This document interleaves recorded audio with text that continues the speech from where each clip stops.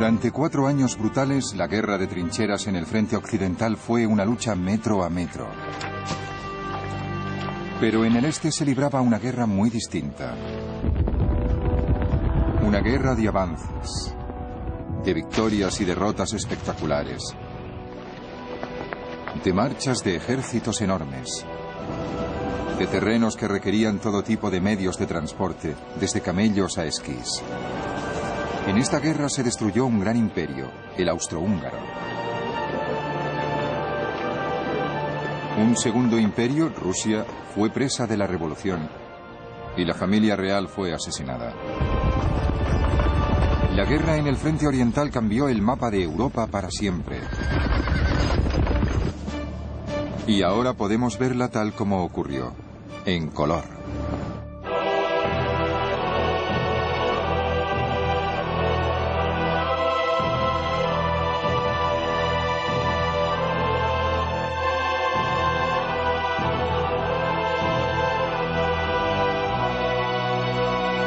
Primera Guerra Mundial en color. Caos en el frente oriental.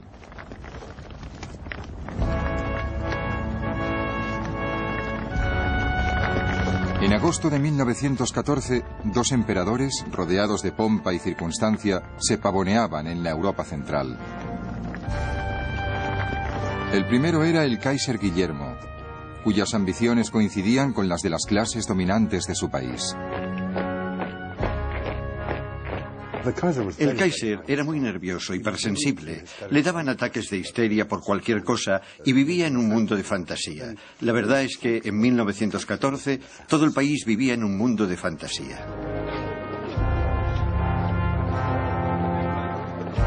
El segundo emperador era el aliado de Guillermo, el emperador Francisco José del Imperio Austrohúngaro. Era un autócrata reaccionario que presidía una corte desgarrada por las intrigas y las divisiones internas. Estos 2 emperadores de los poderes centrales tenían como oponente en el este a un tercer emperador, el zar Nicolás II de Rusia.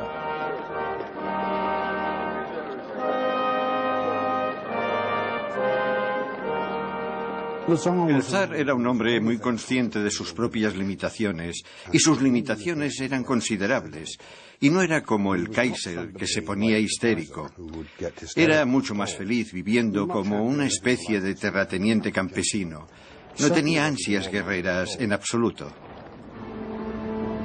La chispa que incendió los 3 imperios, el alemán, el austrohúngaro y el ruso, y les lanzó a la guerra, fue el asesinato del archiduque Francisco Fernando de Austria por unos nacionalistas serbios. Cuando estalló la guerra en agosto de 1914, la campaña del frente oriental avanzó con rapidez. Las tropas austríacas invadieron Serbia. Rusia, aliado de Serbia, invadió Alemania y Austria. Los austríacos se retiraron pronto ante los rusos, perdiendo fortalezas clave. Para los soldados austríacos de a pie, era muy desmoralizador. Las marchas parecían inacabables y no nos quedaban fuerzas más que para blasfemar. Alguien se cagó en la vaca que parió al ternero, que dio la piel para hacer el cuero para su petate. Otros juraban que si hubieran sabido lo que les esperaba, no les movían de su casa ni con un tiro de caballos.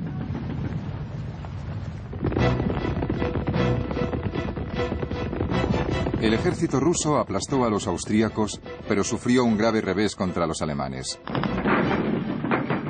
A finales de agosto, en la batalla de Tannenberg, murieron 50.000 rusos y 100.000 más cayeron prisioneros.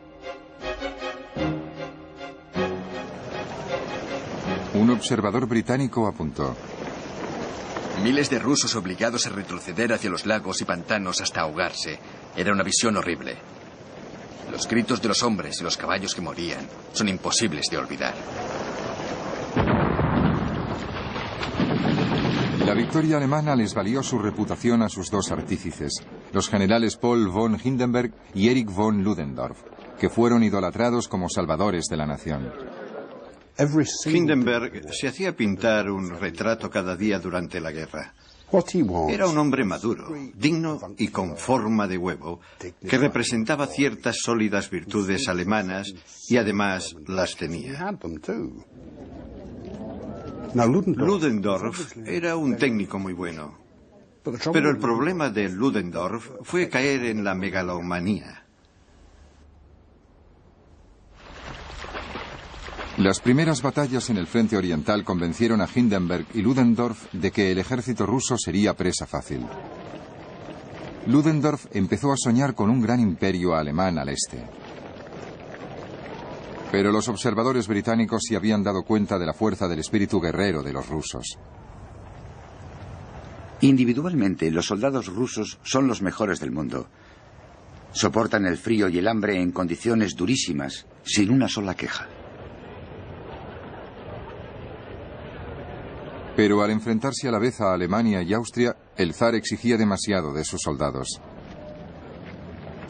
Luchar en dos frentes principales sería una prueba muy dura para el ejército ruso, sobre todo por los problemas logísticos de hacer llegar material, soldados, equipos, caballos, comida y pienso al frente.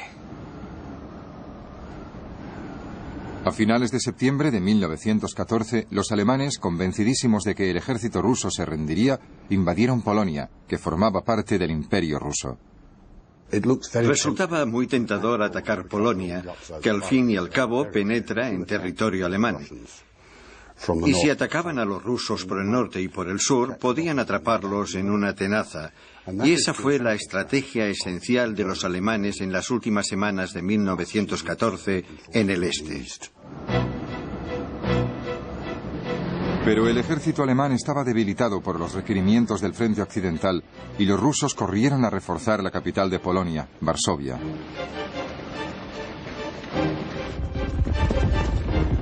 Hindenburg y Ludendorff ordenaron a sus tropas que corrieran hacia el Vístula, río que tenían que cruzar para llegar a la capital polaca. El esfuerzo al que estaban sometidas nuestras tropas durante el avance fue enorme.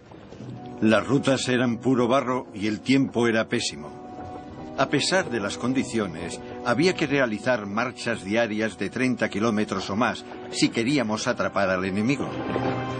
Los alemanes cruzaron el Vístula el 9 de octubre y se acercaron a Varsovia.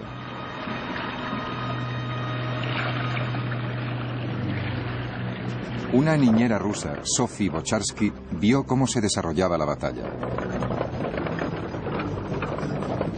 Durante 2 semanas, los alemanes intentaron adueñarse de Varsovia, la llave de Polonia. Nos machacaron sin piedad. Los soldados rusos heridos venían a miles para que les curáramos. Pero algunos tenían los ojos brillantes.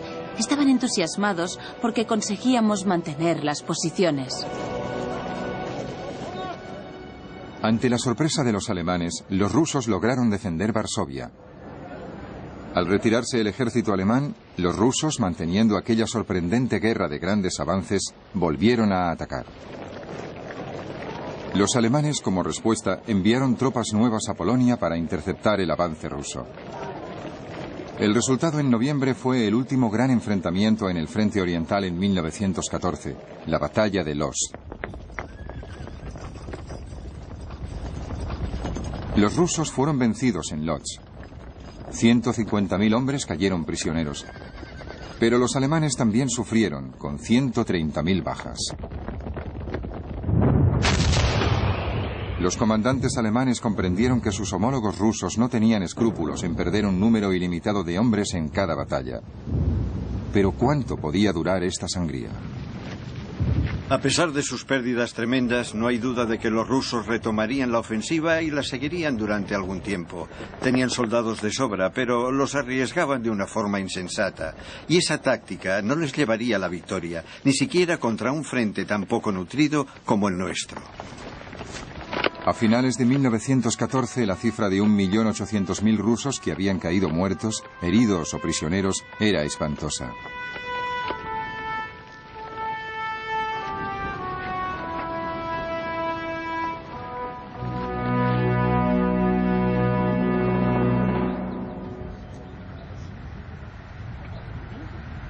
A principios de 1915, con el frente occidental en punto muerto, el alto mando alemán se decidió por una victoria rápida en el este. El ejército austríaco debía apoyar la ofensiva alemana lanzando un ataque sobre los rusos en los Cárpatos. La batalla se convirtió en un desastre para los soldados austríacos, hundidos en el frío y en la gruesa capa de nieve. La lucha en los Cárpatos, gracias a las dificultades del terreno y la dureza del invierno, exigía el máximo esfuerzo y toda la resistencia posible de nuestro ejército. Los que no han tomado parte en ella no tienen ni idea de lo que es capaz un ser humano.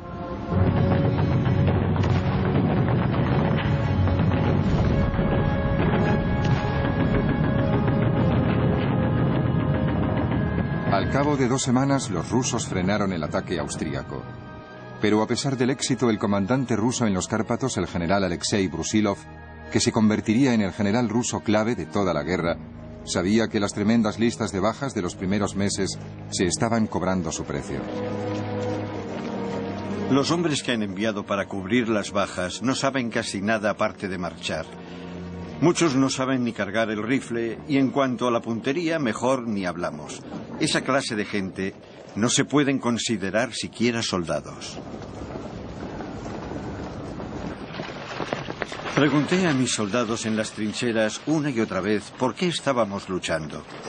La inevitable respuesta era que un tal archiduque y su esposa habían sido asesinados y que entonces los austríacos habían querido humillar a los serbios. Nadie sabía decirme por qué los alemanes nos declaraban la guerra a causa de los serbios. Entonces apareció un nuevo tipo de oficial ruso que sí se hacía preguntas.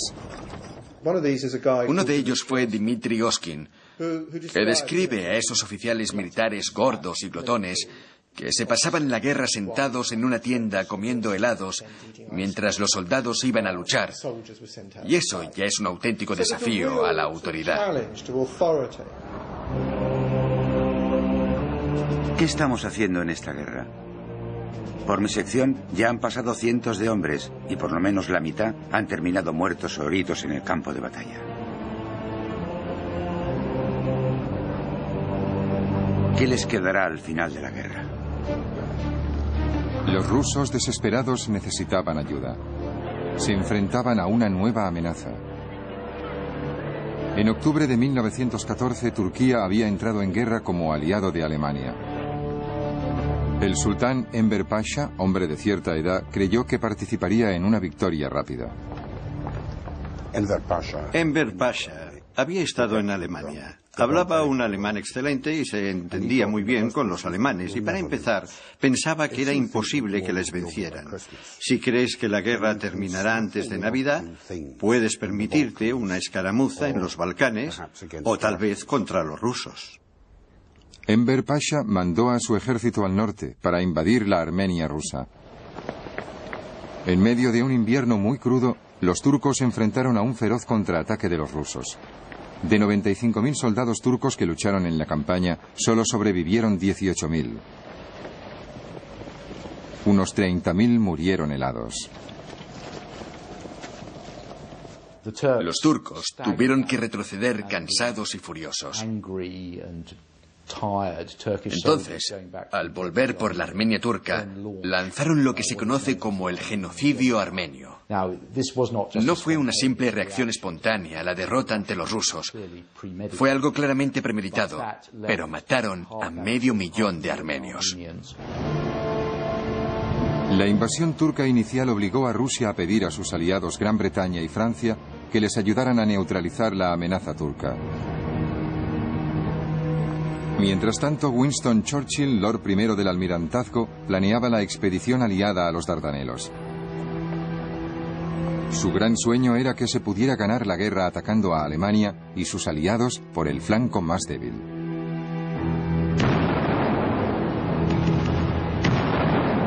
El 25 de abril de 1915, después de una operación naval muy arriesgada, los soldados británicos, franceses, australianos y neozelandeses desembarcaron en las playas de Galípoli. La campaña en tierra degeneró hasta quedar en un sangriento punto muerto. La gente decía, si tuviéramos otra brigada podríamos avanzar. Ojalá pudiéramos mandar otra brigada. Pero cada vez que se mandaba otra brigada, otra división, los turcos les detenían trayendo otra división, y otra división, y otra. Las trincheras son muy distintas de lo que yo esperaba. Desde luego, sacar la cabeza para mirar es la muerte segura. Incluso disparaban a los periscopios de espejo que miden como mucho 14 centímetros cuadrados uno tras otro. Cuando los turcos atacan suelen gritar «Alá, Alá», y nuestros chicos contestaban «Venid aquí, cabrones, os vamos a dar Alá». Y de tanto usar esa palabra, un viejo turco quería saber si cabrones era uno de nuestros dioses. Entre las trincheras hay una cantidad enorme de cadáveres en descomposición de nuestros soldados y de los turcos sobre los matorrales. El olor es insoportable. Un sol de plomo nos golpeaba sin piedad desde el cielo y pronto descubrimos lo que es tener sed de verdad. Se te cuartean los labios y se te va la cabeza con este calor. Los de infantería vienen pidiendo agua, pero tenemos las cantimploras vacías. Durante toda la noche llegan heridos arrastrándose, contando todo sobre los muertos que han visto ahí fuera. El ataque ha sido un fracaso total. Últimamente todos lo son. Fue una campaña soberbia y romántica. Ya conoces ese punto de vista, pero escondía un sufrimiento tremendo para los soldados aliados y para los turcos. Hubo una epidemia de disentería que causó más bajas que cualquier otra cosa. La gente moría en las letrinas. Era horrible y no servía para nada. Toda la campaña fue un fracaso absoluto. Por fin, en enero de 1916, los aliados se retiraron. Habían sufrido más de 250.000 de bajas. Los turcos habían logrado una victoria famosa, pero su triunfo en Galípoli quedaría pronto eclipsado por la derrota en el norte. A principios de 1916, las tropas rusas se dirigieron hacia las montañas del Cáucaso para atacar la Armenia turca. Capturaron fortalezas turcas vitales. Turquía nunca volvería a amenazar a Rusia. Y además, las perspectivas eran favorables a los rusos y sus aliados franceses y británicos por otro motivo. En mayo de 1915, Italia entró en la guerra a favor del bando aliado, tentada por la oportunidad de ganar territorio austrohúngaro, sobre todo la región montañosa del Tirol.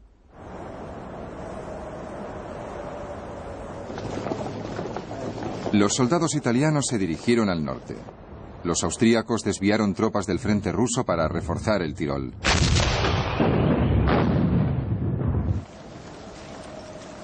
Se declaró la primera guerra sobre esquís.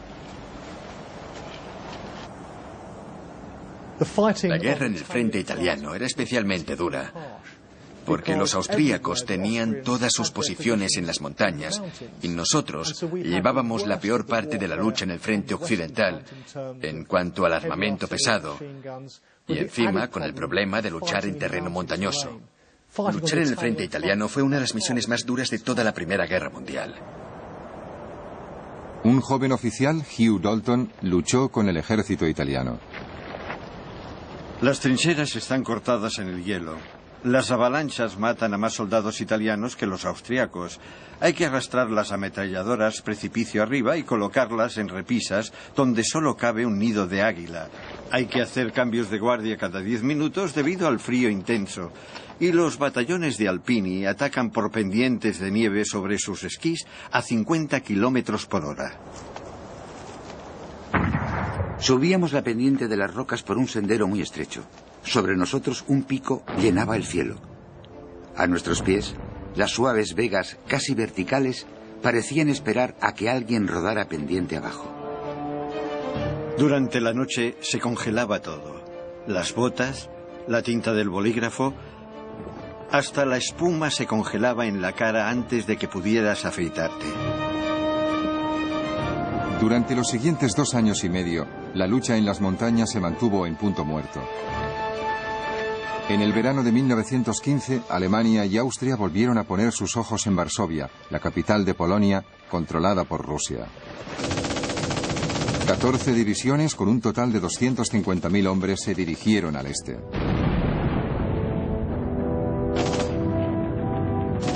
En mayo de 1915, la ofensiva austríaca en los Cárpatos había costado a los rusos 100.000 bajas. En junio y julio, las bajas rusas ante el avance austroalemán no hicieron más que aumentar. En mayo, los rusos perdieron otros 400.000 soldados entre muertos, heridos y prisioneros, y en junio de 1915, la cifra de bajas de guerra totales hasta el momento era tremenda, 3.800.000 hombres. Las fortalezas por las que tanto se había luchado estaban en ruinas. La población de Varsovia esperaba su destino. Varsovia está perdida, pero parecía que quedaba alguna esperanza. Ahora ya no hay esperanzas, a no ser un milagro. Los alemanes marcharán por las calles con el orgullo de la victoria. La única pregunta ahora es ¿cuánto tardarán en llegar? No creo que tarden días, más bien horas. Al día siguiente, 5 de agosto de 1915, el ejército alemán se pavoneaba por Varsovia. Llevaban exactamente un año en guerra, y el mando alemán empezaba a creer que había vencido, que los rusos iban a retirarse. Se equivocaban. Quedaban 2 años más de crueles batallas en el frente oriental. Pero por el momento los soldados alemanes podían relajarse. Se sentían confiados y victoriosos. El enemigo ruso parecía derrotado y desmoralizado. Los observadores británicos sentían que se encontraban en un momento decisivo para el ejército ruso. Pasamos 3 semanas más de retirada. Cada día lo mismo. Hombres cansados caminando hacia el este. Con la artillería siempre por delante. Campesinos muertos de hambre pidiendo comida. Miles de heridos. Todos estábamos agotados. Nos moríamos por descansar. Nos preguntábamos hasta cuándo duraría el gran éxodo hacia el este. En respuesta a esa derrota, el zar Nicolás II se proclamó comandante supremo de las Fuerzas Armadas rusas. El zar pronto nombró al general Brusilov como comandante de sus ejércitos en el frente del este. Pero la opinión personal de Brusilov sobre el zar era muy mordaz. La ignorancia y la incapacidad del zar, su carácter débil y su voluntad vacilante hacen que no sea apto para dirigir un ejército. Los soldados decían, con toda la razón, que se estaban sacrificando por nada, que no podrían vencerles. Es evidente que la moral de las tropas está a punto de derrumbarse del todo. Y a pesar de todo, los soldados rusos seguían siendo muy resistentes. A principios de 1916, los británicos y los franceses planearon una ofensiva combinada para el verano siguiente en el frente occidental. Los rusos tenían un papel vital en el plan. Debían atacar Alemania y Austria por el este para debilitar sus reservas. El general Brusilov iba a dirigir la ofensiva de verano. Pero Brusilov se encontraba atrapado en un conflicto de lealtades. Ya en 1914, escribió que él no luchaba por el zar, sino por Rusia. Y era como si sintiera que en algún momento tendría que elegir entre ambos. Brusilov se preparó cuidadosamente para atacar a los alemanes y a los austríacos en un frente de 320 kilómetros, tomándolos por sorpresa con ataques cortos y precisos de la artillería. Su primer objetivo fueron los austríacos, más débiles. El 4 de junio de 1916, los ejércitos de Brusilov lanzaron un ataque. A los pocos días se mostraba entusiasmado. Solamente voy a decir que a mediodía del 6 de junio habíamos capturado a 900 oficiales y más de 40.000 soldados y habíamos confiscado 77 cañones, 134 ametralladoras y 49 morteros. El 9 de junio habíamos capturado a 1.240 oficiales y más de 71.000 soldados, 94 cañones, 167 ametralladoras y una gran cantidad de botín militar variado. Frente al ataque ruso, los soldados austríacos empezaron a perder el valor. Hice lo posible para reunir a la compañía, pero todo fue inútil. Los soldados empezaron a huir en desbandada por los campos. La artillería rusa nos descubrió enseguida y se esforzó por devolvernos a casa.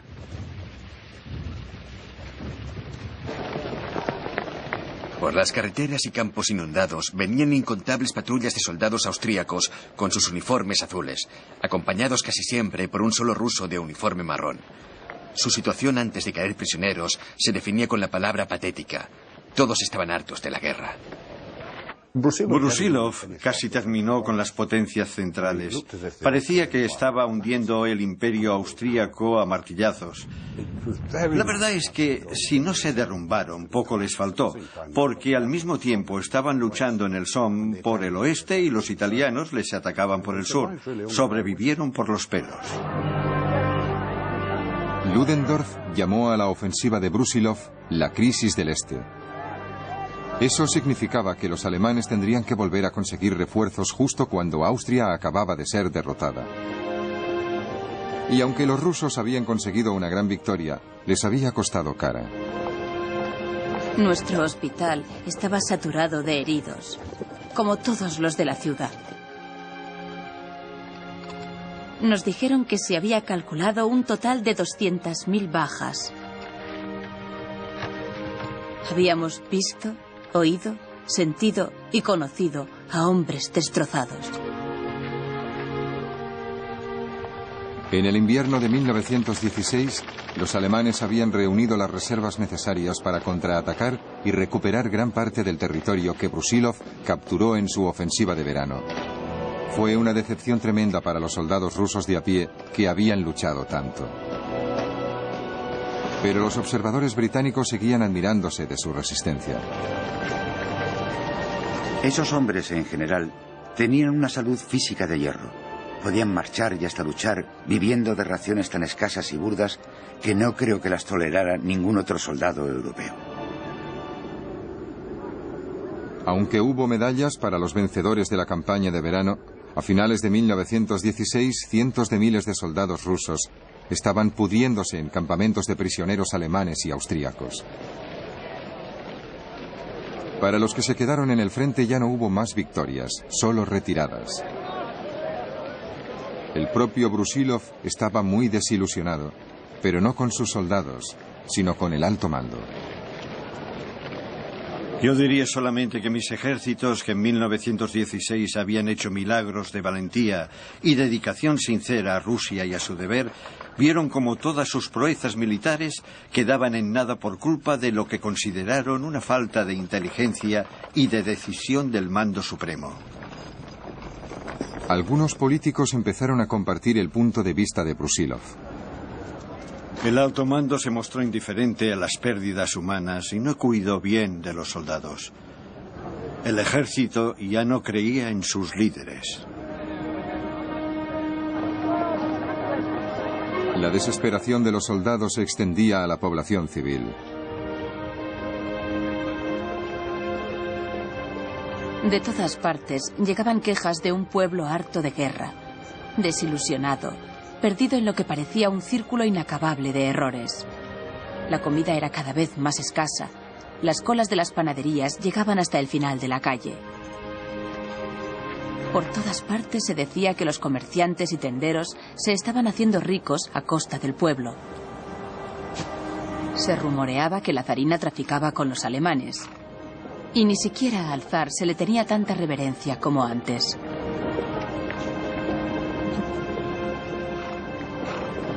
Esa gran Rusia, que podía alimentar al mundo, sufría escasez de comida y de otros productos también. Había escasez de todo en Rusia. De comida, de ropa, de botas, de petróleo, de parafina. Pronto llegará la hambruna. Te aconsejo que compres 10 libras de pan y lo escondas. En los suburbios de Petrogrado se ven mujeres bien vestidas pidiendo limosna por las calles. Hace mucho frío. La gente no tiene nada para quemar en las estufas. Al demonio con todo. Qué dura se ha vuelto la vida. El descontento se extendía por toda Rusia. Las huelgas se convirtieron en algo habitual.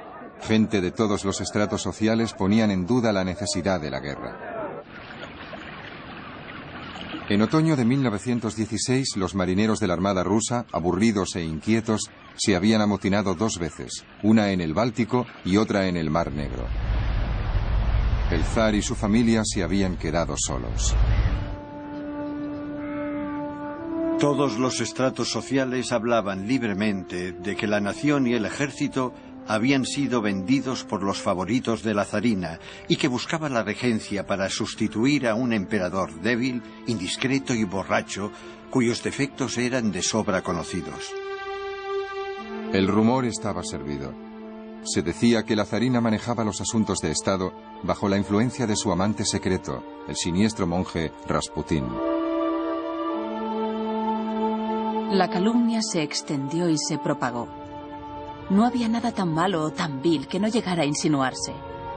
Los poderes oscuros tras el trono, la influencia alemana en la corte, la sospecha de una paz firmada traicioneramente, el poder de Rasputín, historias infames sobre la zarina.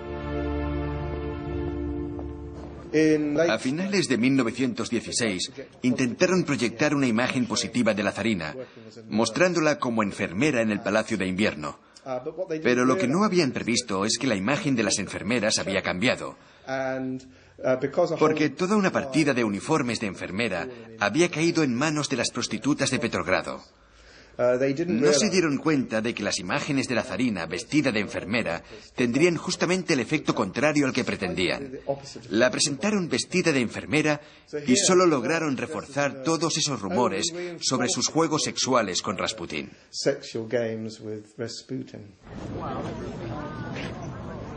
El zar respondió a la amenaza revolucionaria con más represión. Algunos de sus consejeros incluso iniciaron negociaciones secretas con Alemania para acabar con la guerra, esperando que eso ayudara a conservar la posición del zar ante su pueblo. En febrero de 1917, a las tropas del zar se les ordenó disparar a los manifestantes en Petrogrado. Algunos, como Fidor Lind, se negaron. Los cosacos disparaban sobre multitudes indefensas y desarmadas, golpeando a la gente con sus látigos, aplastando a los caídos con sus caballos. Salté encima de una mesa y grité: «Amigos, amigos, ¡viva la revolución!». A medida que aumentaban las tensiones, los altos mandos militares pidieron al zar que abdicara. Majestad imperial, sé muy bien el profundo amor que sentís por nuestro país. Estoy seguro que para salvarlo a él y a la dinastía, consentiréis en realizar el sacrificio que la guerra os exige. El zar intentó volver en tren desde el frente hasta Petrogrado. Los revolucionarios se lo impidieron. Entonces supo que había llegado el momento. La abdicación del zar tuvo lugar el 15 de marzo. No hubo absolutamente ningún problema. Pasamos de ser soldados del zar a ser soldados de la República automáticamente. Nadie dijo ni una palabra en contra. Los soldados aceptaron el cambio igual que hubieran obedecido una orden de firmes. Un gobierno provisional se hizo cargo del Estado. Los soldados y los civiles lo celebraron. Sonó una campanada corta desde la catedral y luego otra y otra más. Las campanadas eran cada vez más rápidas y pronto las campanas de las iglesias exteriores empezaron a sonar.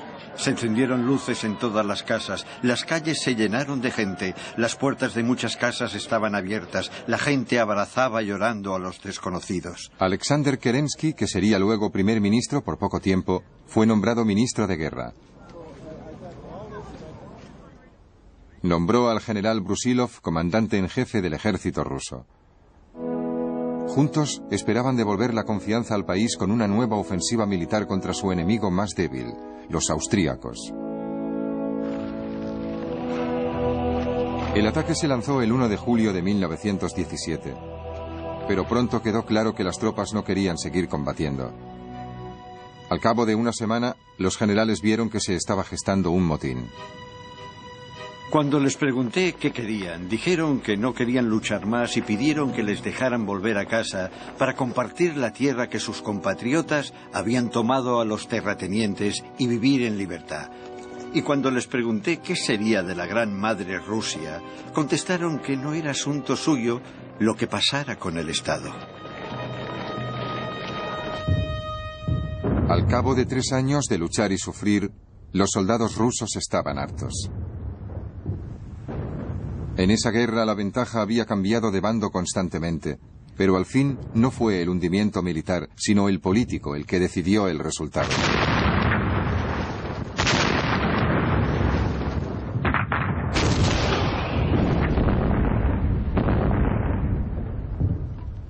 En septiembre de 1917 los alemanes lanzaron el último ataque y capturaron Riga, el segundo puerto ruso más grande del Báltico. Ahora podían sentarse a mirar cómo Rusia se destrozaba en luchas internas. Vladimir Ilich Ulyanov, más conocido como Lenin, estaba esperando el momento para atacar. Un movimiento en falso lo estropearía todo. No hay que anticipar acontecimientos. El tiempo está de nuestra parte.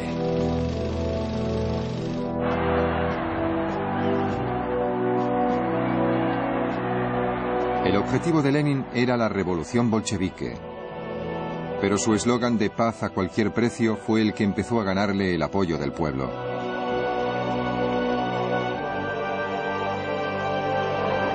A finales de 1917, un segundo gobierno provisional intentaba traer el orden a Rusia. Pero bajo la incitación de Lenin, sus testigos revolucionarios veían que el país se precipitaba hacia el caos. Esto ya no es una capital. Es un nido de ratas. Nadie trabaja. Las calles están muy sucias. Hay montones de basura apestosa en los patios.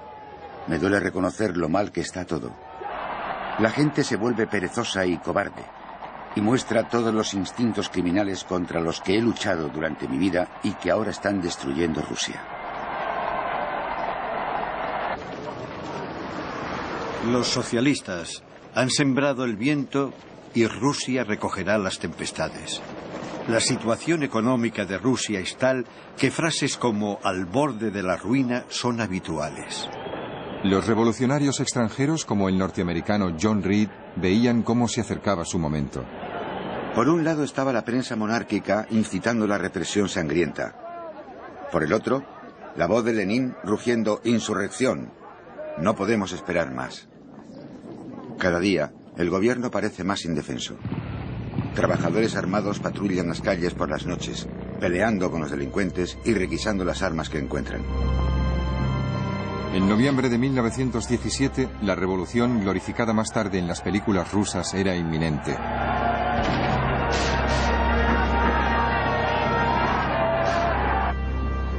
El gobierno provisional ordenó que la nave de combate Aurora saliera del puerto de Petrogrado.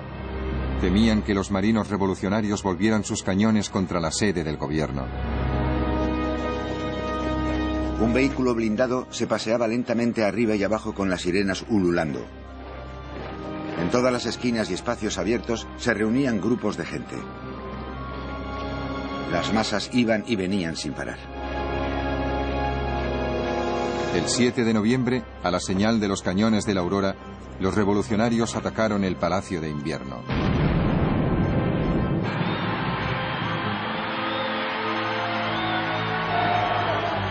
Amaneció sobre una ciudad llena de emoción y de confusión, sobre un país entero respirando a largos sorbos la tormenta. Al cabo de pocos días, la revolución se extendió hasta Moscú. Los comités de soldados rusos iniciaron las negociaciones de paz con Alemania. En diciembre de 1917 entró en vigor un armisticio en el frente oriental. En más de 3 brutales años de guerra, habían muerto 2.300.000 rusos y otros 5 millones habían sido heridos. Con todos sus fallos y sus problemas, el ejército ruso imperial había mantenido a raya hasta el final 160 divisiones alemanas y austríacas, que ahora quedaban libres para atacar otros frentes. El efecto de este armisticio en el bando aliado fue devastador.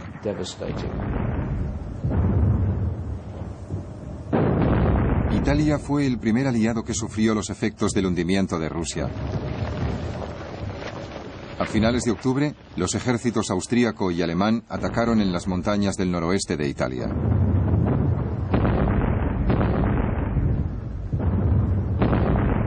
Desde el norte nos llegaban rumores que se confirmaban y se negaban. El 27 de noviembre los rumores se hicieron insistentes. Decían que los alemanes estaban logrando un avance considerable y rápido por el norte. El intento de los italianos de capturar territorio austríaco se les volvió en contra. 275.000 soldados italianos habían sido capturados por los alemanes y austríacos. Muchos de los que quedaban para luchar no encontraban razones para hacerlo. Nuestros hombres avanzaban, algunos golpeados y sorprendidos, otros cansados pero contentos, otros con caras inexpresivas sin comprender nada.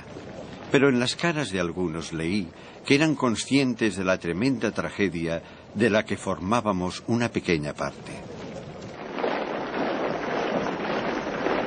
Los italianos consiguieron frenar el avance de los alemanes a 20 kilómetros de Venecia.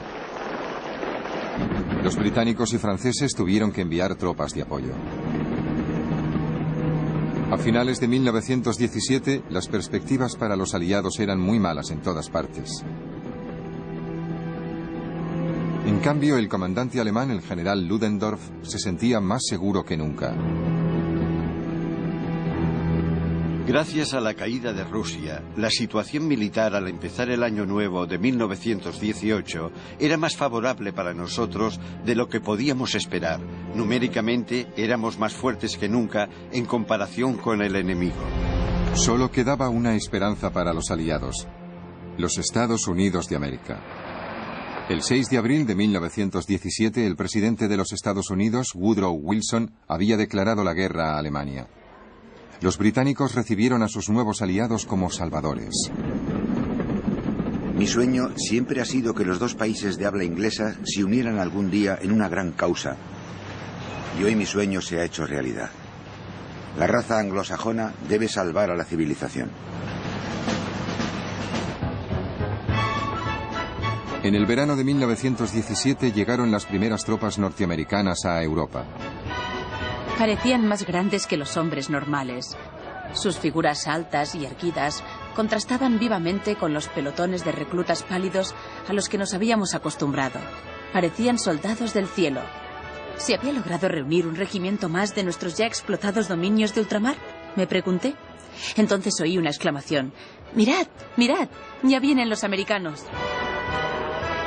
Primero, a los soldados norteamericanos nos llamaban pastosos, luego nos llamaron caraperros. De dónde salió lo de pastosos es un misterio. Caraperro sí se entendía. Decían que nos llamaban así porque llevábamos placas de perro, dormíamos en casetas, gruñíamos al ver la comida e intentábamos ligarnos a todas las mujeres que veíamos. Para muchos de los primeros norteamericanos, la instrucción en el frente occidental fue un choque cultural.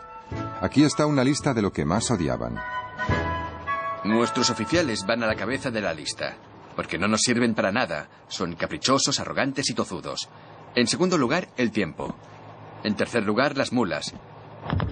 En cuarto lugar, esta ropa que traspasa. Tenemos los pies siempre mojados. En quinto lugar, los piojos. En sexto lugar, las latas de carne con patatas. La nostalgia de nuestro país va en séptimo lugar, porque la mayoría nunca habíamos salido de casa y estamos tan necesitados de afecto femenino que es algo tremendo. Y en último lugar están los alemanes, porque si no fuera por ellos, podríamos irnos a casa.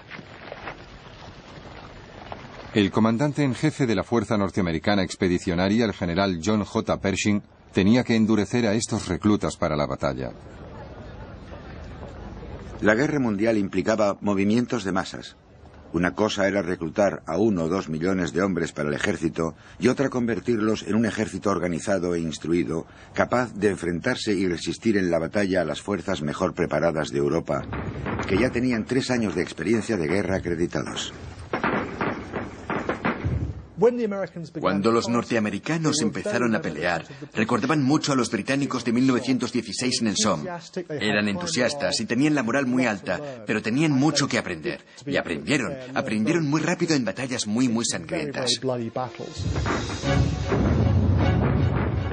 Los norteamericanos vieron su primera batalla en junio de 1917. Recuerdo que a la luz del alba vi a los primeros muertos norteamericanos. Para entonces, por desgracia, ya no me afectaba la visión de nuestros propios muertos, pero aquellos, no sé por qué, me conmovieron. Estaban tan nuevos y elegantes con los pantalones largos, también simbolizaban la esperanza de los aliados cara al futuro.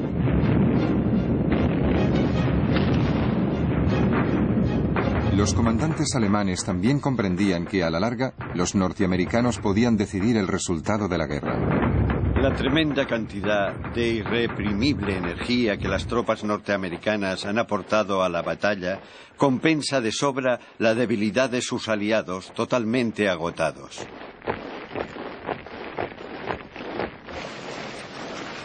Con los norteamericanos a la vista, Ludendorff empezó a pensar que Alemania debía arriesgarse y acabar pronto la guerra. Mientras planeaba una victoria decisiva en 1918, muchos en el bando aliado creían que la guerra en el frente occidental seguiría durante varios años más. Pocos imaginaban lo rápido que cambiarían las cosas.